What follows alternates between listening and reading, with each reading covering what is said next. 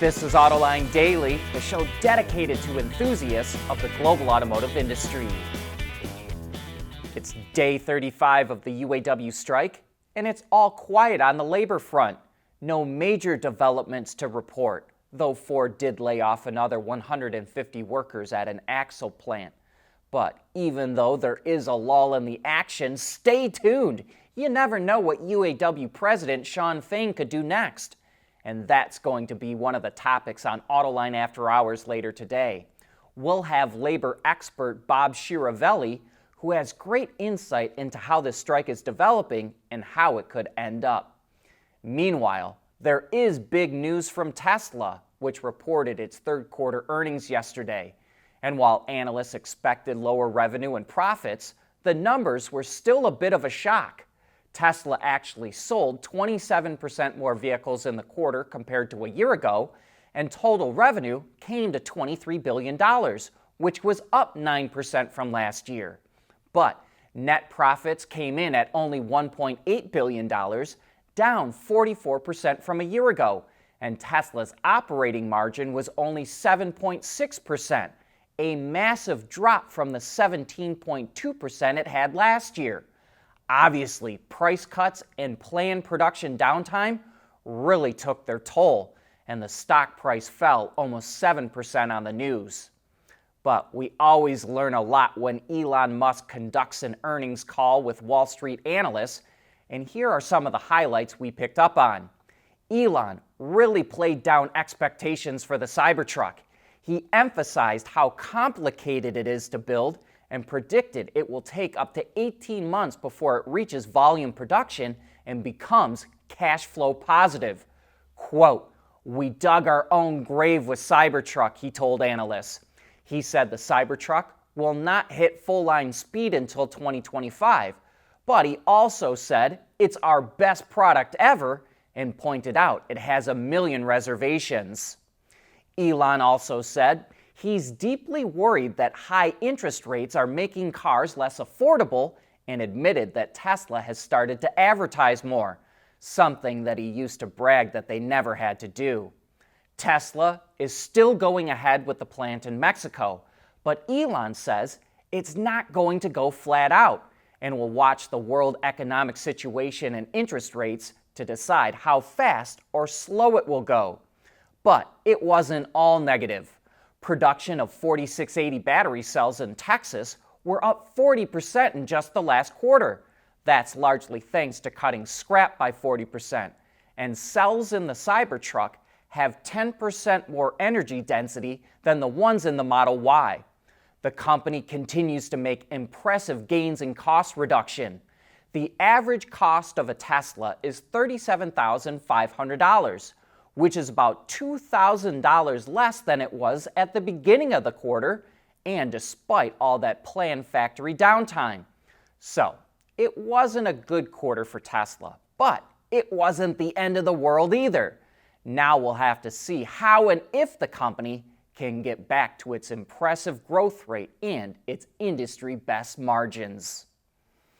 GM and Honda are doing a lot together. They're jointly developing fuel cells and working on autonomous vehicles. Here's the latest. Honda, GM, and GM's AV unit Cruise are forming a new joint venture that will offer driverless taxi rides in Japan in 2026. Initially, quote, dozens of origins, Cruise's purpose-built Robotaxi, will offer rides in central Tokyo, but they'll eventually grow that to a fleet of 500. Users will have to go to specific pickup points before being taken to their destination, and will handle everything from hailing to paying for a ride through a smartphone app. Honda's initial investment in Cruise was $750 million, but that will grow to $2 billion over a 12-year period to help develop the technology. In 2021, Cruise started sending autonomous Chevy Bolts to Japan in preparation for this new business that they just announced that's coming in 2026. All of the Origin shuttles for the new JV will be made at GM's Detroit Hamtramck plant in Michigan. And speaking of Honda and AVs, it's expanding use cases for its autonomous work vehicle prototype. It's shown how it can help out on a farm, and now it revealed how it can take over repetitive tasks at an airport. The vehicle is electric and can operate on its own, or a human can take over with a remote control and even program in certain routes that are driven a lot. It's capable of carrying up to 400 kilograms or 880 pounds and towing 750 kilograms or over 1,650 pounds, which makes it suitable for lawn mowing or carting around heavy loads. Honda didn't reveal the battery size, but says it has a range of up to 45 kilometers or about 28 miles. The autonomous work vehicle was first shown in 2018, and Honda says it's currently doing field tests with the hopes of bringing it to market one day. At Schaeffler, we pioneer motion. Electrifying mobility, manufacturing smarter, reducing CO2 emissions, making energy production clean. Schaeffler pioneers motion to advance how the world moves.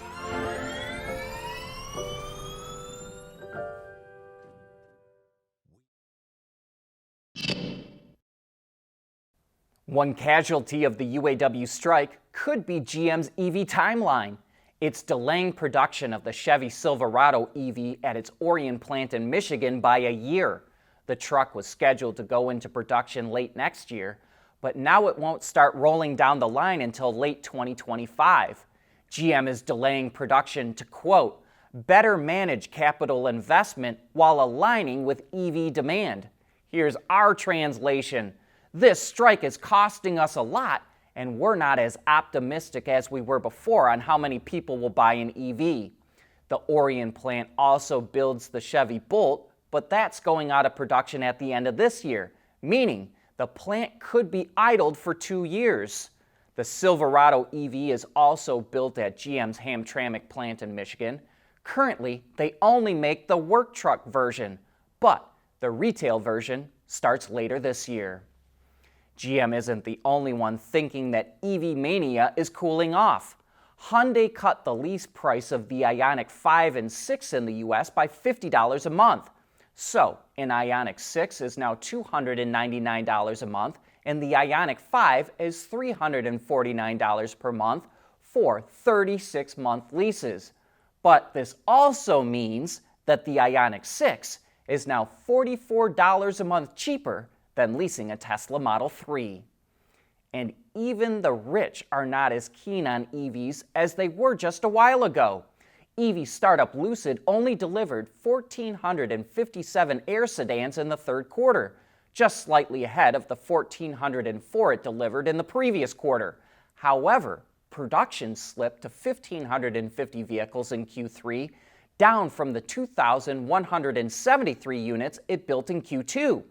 So, with GM delaying Silverado EV production, Hyundai cutting EV lease prices, and Lucid's weak sales, this could be a danger sign for EV sales in the US. But car dealers could be a big part of the EV problem. Some GM dealers are significantly marking up the price of the new Chevy Blazer EV. According to Cars Direct, several GM dealers in the US are charging as much as $10,000 more than the MSRP. With the up to $7,500 federal tax credit, the starting price should be below $50,000. But with the markup, customers will have to fork over more than $70,000. GM and Ford have had issues with dealers doing this with EVs in the past, and we think it's ridiculous that it's still happening. Stellantis is taking a page out of Ford's book and is carving out its commercial vehicle division. Called Stellantis Pro One, it will cover several brands, including Citroën, Fiat, Opel, Peugeot, Ram, and Vauxhall. In addition to commercial vehicles, the new business will offer fully connected vehicle technologies, which Stellantis expects to generate 5 billion euros in revenue a year by 2030. By the end of this year, 100% of its new vehicles will be connected, and by 2026, they will all have over-the-air update capabilities. Stellantis expects that 40% of its commercial vehicle sales will be BEVs by 2030, and it's also partnering with a company called Quinomic to electrify older models in customers' fleets. And as part of the launch, Stellantis will reveal a new van lineup for each brand on Monday, including a hydrogen-powered vehicle. Toyota is showing off yet another concept for the Japan Mobility Show. The IMV-0 is a modular truck that's about 17 feet long and less than 6 feet wide.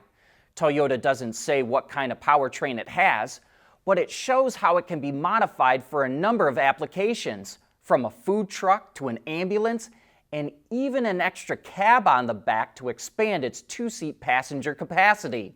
The Japan Mobility Show kicks off on October 26th. The Hyundai Group plans to launch an eVTOL service and is making a couple of moves to get there. Its air mobility division, called Supernal, announced a partnership with Korean Air for help in designing and testing eVTOLs, or electric vertical takeoff and landing aircraft. Supernal also announced another partnership, and this one is to design and manufacture a landing gear system for the aircraft. It plans to launch eVTOLs in the US in 2028, followed by Europe shortly after that. That's it for today. Thanks for watching.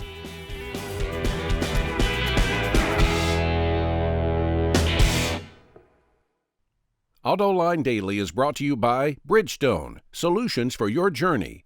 Intrepid Control Systems, over-the-air engineering, boost your game. And by Scheffler, we pioneer motion.